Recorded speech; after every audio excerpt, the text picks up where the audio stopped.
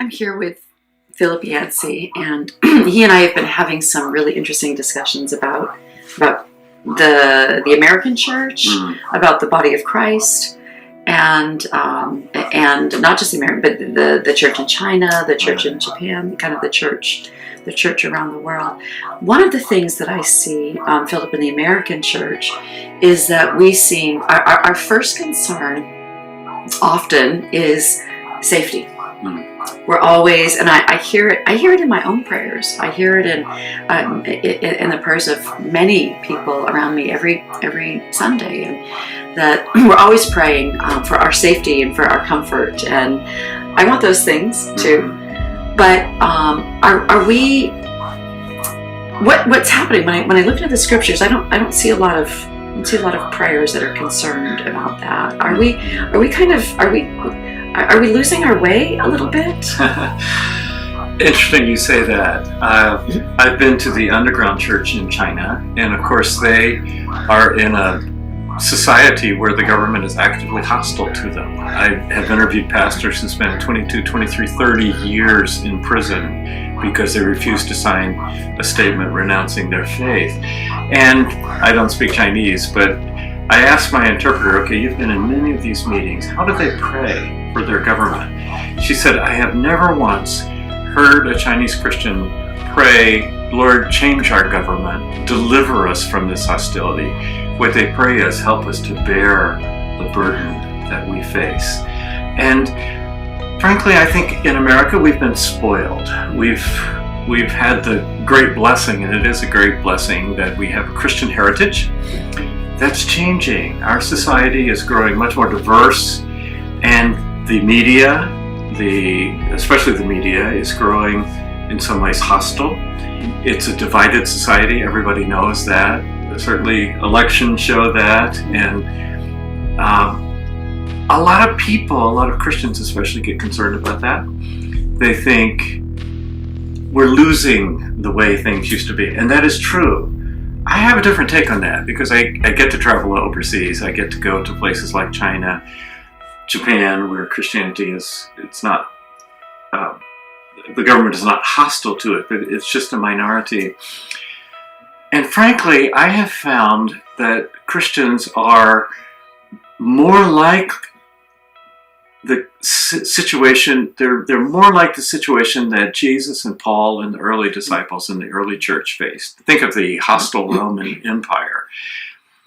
I go back to the images that Jesus used of the kingdom. They're all small things. They're salt, and a little bit of salt keeps a whole hunk of meat from going bad. There's the yeast that fills the entire loaf of bread. He said it's the smallest seed in the garden, not the largest seed in the garden, but it grows into a great bush, and the birds of the air come and nest in its branches. That's what we can offer as Christians. So sometimes we have this language about changing the world. And I kind of feel for young college students at Christian colleges, because they're all charged to go out and redeem the culture and change the world. And I know for many of them, they feel this really impossible burden that's been given to them, that it's their responsibility to go into to change government, to change the culture. Right.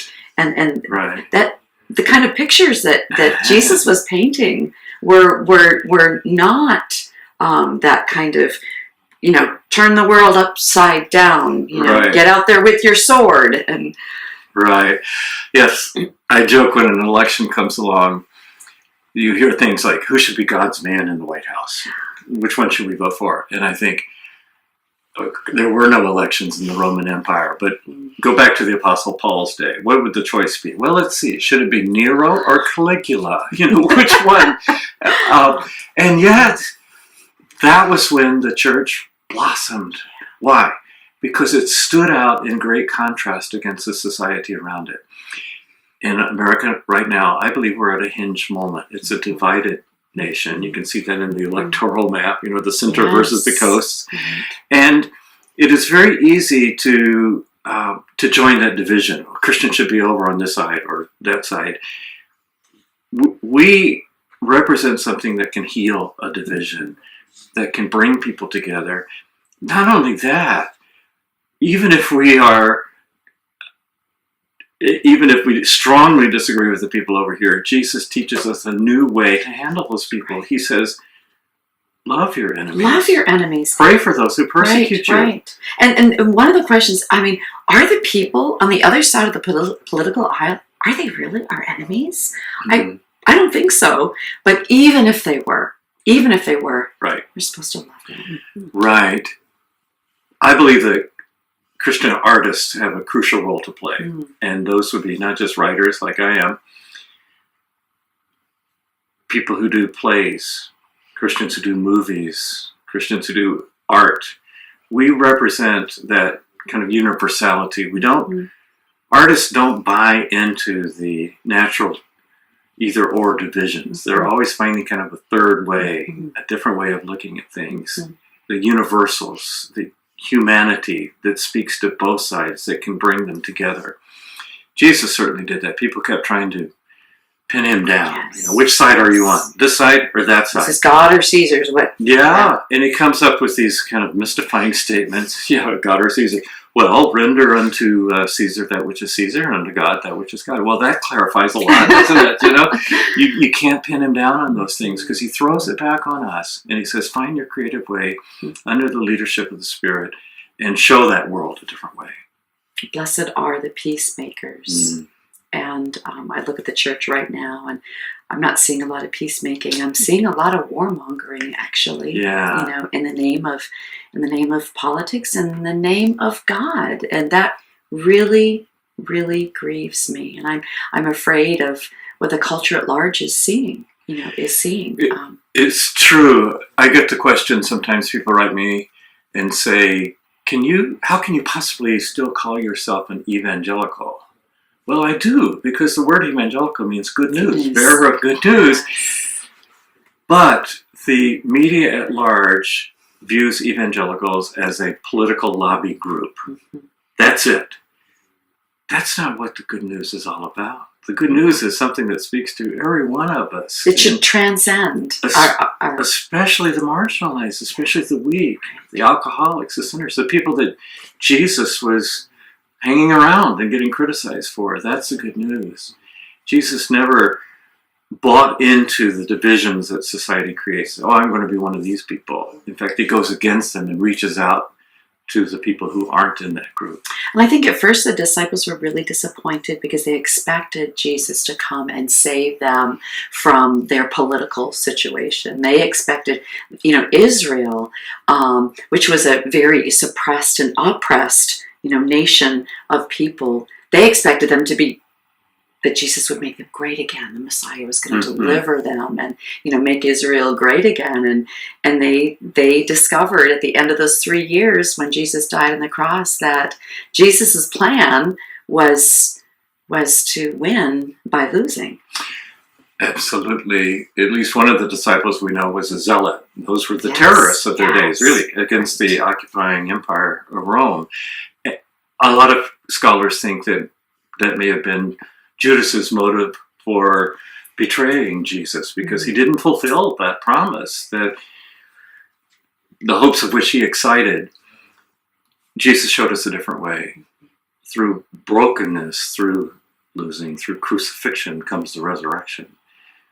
Our job is not to try to manipulate that. Only God can do that. Our job is to be faithful, to reach out, to sacrifice, to go against the cultural mainstream by showing the world a different way. I look back on the Roman Empire. We think our country is losing its moorings. Go back there. We have violent football games on Sunday. They would go and see gladiator. They would go for paid entertainment and see people kill each other.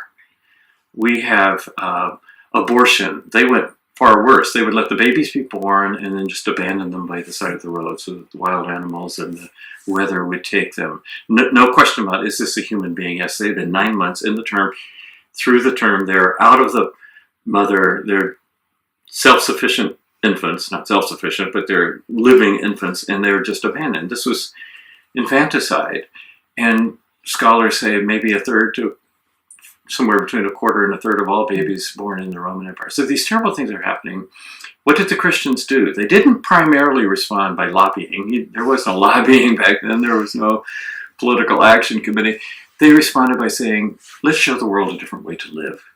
And so when Romans would abandon their babies, the Christians would come and adopt those babies. They had platoons of wet nurses to keep them nourished until they could adopt them out within the church.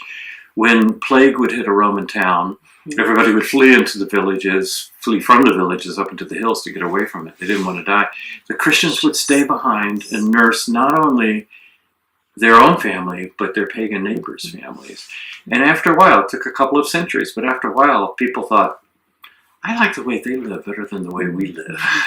And I think that's what we're called to do, to create a third way, to show, well, the city on the hill is the image Jesus used, to show people you don't have to live that way, that violent, divisive way. Sort of power hunger, always trying to access and accrue more and more power. Right. The church, when it gets too close to the power, starts acting like the power. It's just like everything else, only more so, because it's got this kind of religious impulse. And so when they're close to power, as they were in the Middle Ages, of course that's what sparked the Reformation, they started just acting like the Roman government and the medieval government. And that's when the church becomes not good news anymore, not evangelists, no longer the bearers of good news, but rather just like everybody else. Our job is to show the world a different way.